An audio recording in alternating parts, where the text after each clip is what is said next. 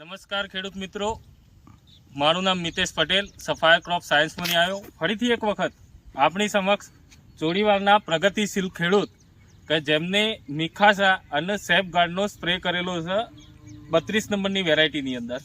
તો એમનું નામ, એમનું ગામ, મોબાઈલ નંબર અને ક્યાંથી ખરીદી કરી અને એમને મિખાસાની અંદર ને સેફગાર્ડની અંદર નિંદામણની અંદર કેટલું રિઝલ્ટ મળ્યું એ બાબતની એવાય આપણે ચર્ચા કરીએ. તો તમારું નામ ને? મારું નામ અશોકભાઈ છગનભાઈ પટેલ, હું ચોરીવાડનો રહેવાસી છું.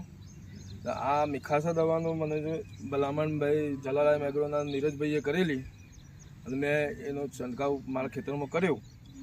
તો મારા ખેતરની અંદર ઝીણું તમામ પ્રકારનું ઘાસ હતું, શિયા પણ હતા, એ સંપૂર્ણપણે નાશ થઈ ગયેલું છે. અને આ દવા વાપરવાનો મને પૂરેપૂરો સંતોષ છે અને હું બીજા ખેડૂતોને પણ વાપરવાની ભલામણ કરું છું.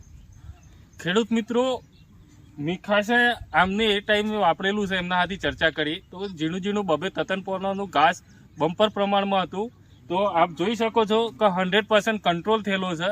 અને મેજરલી આ ખેતરની અંદર સૌથી વધારે જો કોઈ પ્રોબ્લેમ હોય તો શિયા, અને શિયાની અંદર આલા ગ્રાન્ટ રિઝલ્ટ મળેલું છે. આપણે ભલામણ નહીં, પણ આપ જોઈ શકો છો કે ભાઈ શિયાની અંદર એમને જોરદાર રિઝલ્ટ મળેલું છે. આમ સીઓ છે ને, એક ઉપાડીને ફોટો વિડીયો દઈ દેજે એટલે એડિટિંગ કરી લે.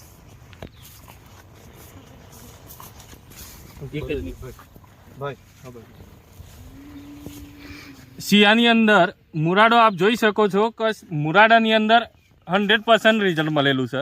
અને શિયાનો આખો ગ્રોથ અટકી ગયેલો. સેકન્ડ, કોઈ પણ હર્બિસાઇડ શિયાને ઉપાડી શકતો નહીં. જો એ મુરાડાની અંદર ડેમેજ થયેલું હોય તો જ આ શિયા ઉપડી શકે, બાકી ઉપડે નહીં. આપણે જાણી શકીએ છીએ કે શિયા ઉપાડવા વખતે મુરાડા તૂટી જતા હોય છે. તો આપ જોઈ શકો છો દરેક પ્રકારનું ખડની અંદર સચોટ નિયંત્રણ છે ભાઈ.